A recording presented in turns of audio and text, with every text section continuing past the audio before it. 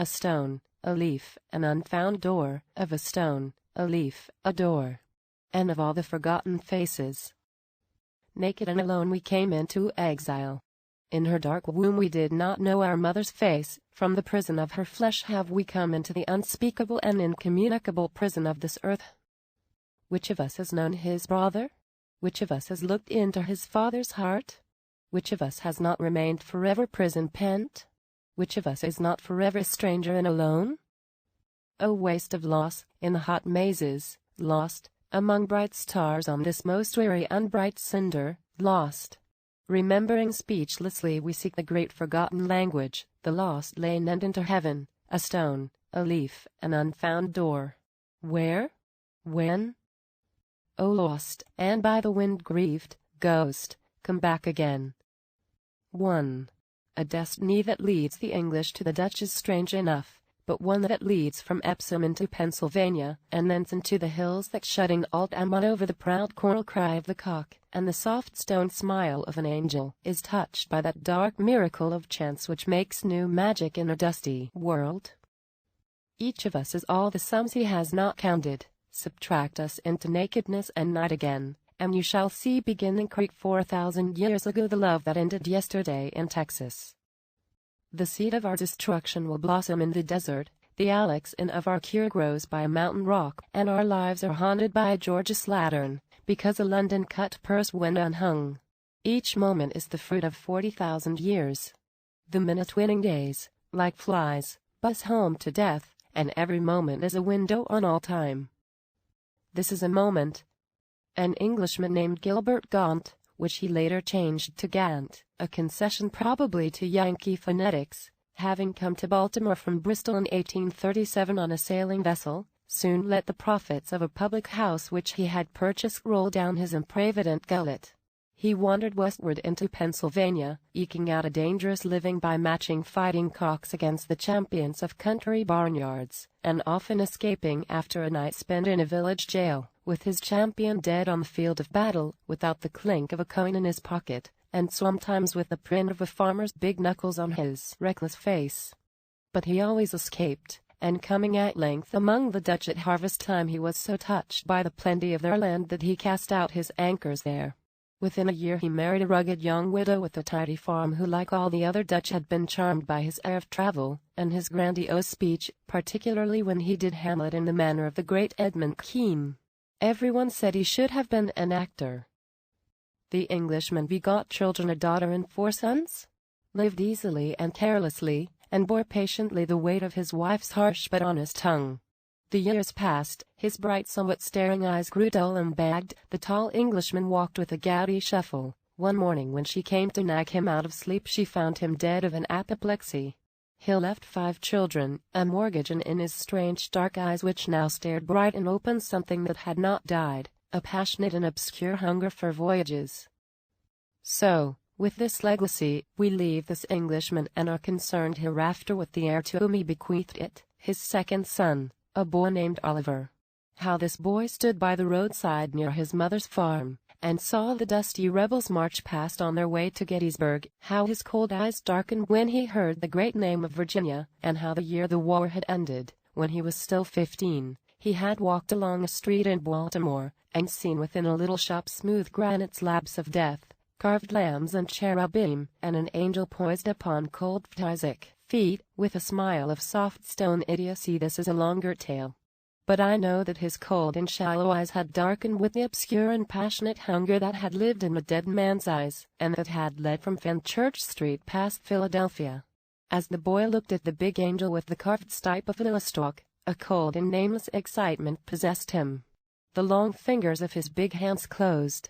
He felt that he wanted, more than anything in the world, to carve delicately with a chisel. He wanted to wreak something dark and unspeakable in him into cold stone. He wanted to carve an angel's head. Oliver entered the shop and asked a big bearded man with a wooden mallet for a job. He became the stone-cutter's apprentice. He worked in that dusty yard 5 years. He became a stone-cutter. When his apprenticeship was over he had become a man. He never found it.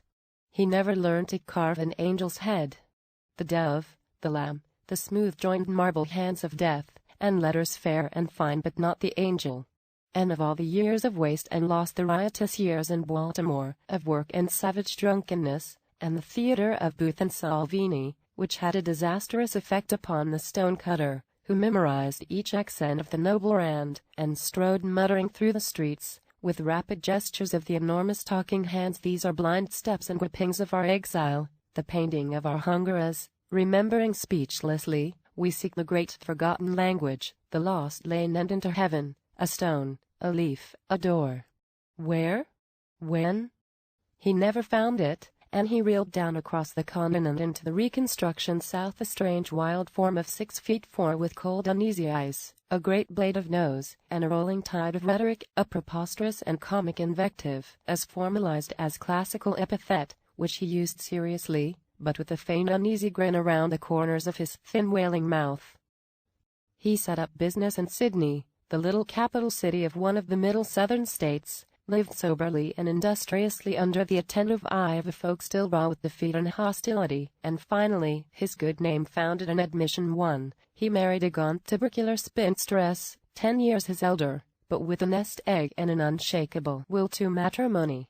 Within 18 months he was a howling maniac again, his little business went smash while his foot stayed on the polished rail, and Cynthia, his wife, whose life, the natives said, he had not helped to prolong, died suddenly one night after a hemorrhage.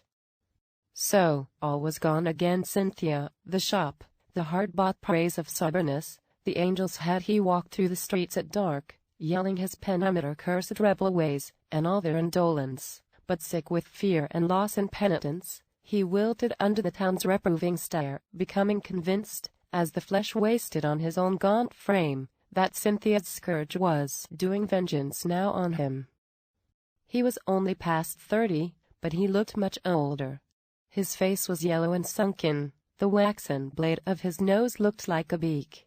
He had long brown mustaches that hung straight down mournfully. His tremendous bouts of drinking had wrecked his health. He was thin as a rail and had a cough. He thought of Cynthia now, in the lonely and hostile town, and he became afraid. He thought he had tuberculosis and that he was going to die. So, alone and lost again, having found neither order nor establishment in the world, and with the earth cut away from his feet, Oliver resumed his aimless drift along the continent. He turned westward toward the great fortress of the hills, knowing that behind them his evil fame would not be known, and hoping that he might find in them isolation, a new life, and recovered health. The eyes of the gaunt spectre darkened again, as they had in his youth.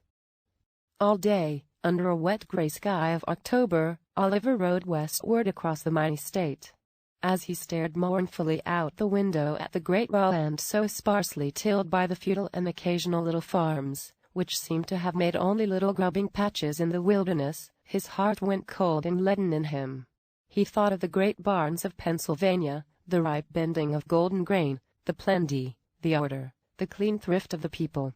And he thought of how he had set out to get order and position for himself, and of the rioting confusion of his life, the blot and blur of years, and the red waste of his youth. By God, he thought, I'm getting old. Why here? The grisly parade of the spectre years trooped through his brain. Suddenly, he saw that his life had been channeled by a series of accidents, a mad rebel singing of Armageddon, the sound of a bugle on the road, the mule hoofs of the army, the silly white face of an angel in a dusty shop, a slut's pert wiggle of her hands as she passed by. He had reeled out of warmth and plenty into this barren land, as he stared out the window and saw the fallow unworked earth, the great raw lift of the Piedmont, the muddy red clay roads, and the slattern people gaping at the stations, a lean farmer gangling above his reins, a dawdling Negro, a gap-toothed yokel, a hard slough woman with a grimy baby. The strangeness of destiny stabbed him with fear. How came he here from the clean Dutch thrift of his youth into this vast lost earth of rickets? The train rattled on over the reeking earth. Rain fell steadily. A brakeman came draftily into the dirty plush coach and emptied a scuttle of coal into the big stove at the end. High empty laughter shook a group of yokels sprawled on two turned seats. The bell tolled mournfully above the clacking wheels. There was a droning interminable wait at a junction town near the foothills. Then the train moved on again across the vast rolling earth. Dusk came. The huge bulk of the hills was foggily emergent. Small smoky lights went up in the hillside shacks. The train crawled dizzily across high trestles spanning ghostly hawsers of water. Far up, far down, plumed with wisps of smoke, toy cabins stuck to bank and gulch and hillside. The train toiled sinuously up among gouged red cuts with slow labor. As darkness came, Oliver descended at the little town of Old Stockade where the rails ended. The last great wall of the hills lay stark above him. As he left the drear little station and stared into the greasy lamplight of a country store, Oliver felt that he was crawling, like a great beast, into the circle of those enormous hills to die.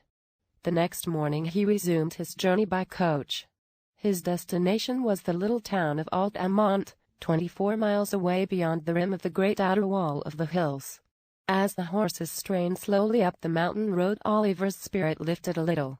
It was a gray golden day in late October, bright and windy.